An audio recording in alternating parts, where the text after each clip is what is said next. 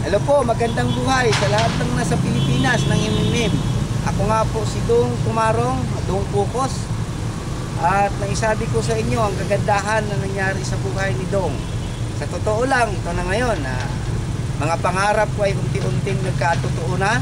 At unang-una, noong pizza dos ng September, ako po ay nag-get help ng 150,000.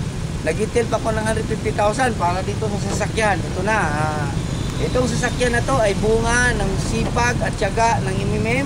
At lalong-lalo na po at ang MMM talaga ang nagbibigay sa akin ito, na itong MMM na to ay nagkatulong talaga para makamit ko yung pangarap sa buhay. At saka ako sa ngayon, ang kategori ko sa MMM, nasa team manager na po ako. So, ibig sabihin noon ay marami na po talaga akong napuntahang lugar at saka marami na tayong mga kababayan na nakasali na dito.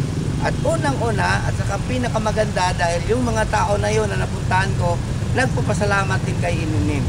So ang MMM ay totoo po talagang makapagbago sa hinaharap at totoo pong sinasabi na ang MMM ay makatulong lalong-lalo na po sa pinansyal.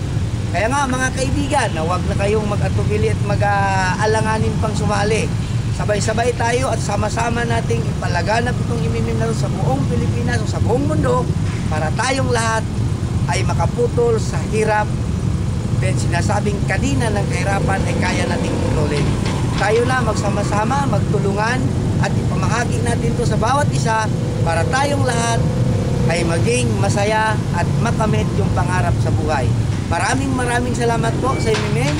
Together we can change the world. MMM po. Ito po si Dong Pukos, nagpapasalamat. At kabos, nagpapasalamat din kay Sir Jim Mabrodi.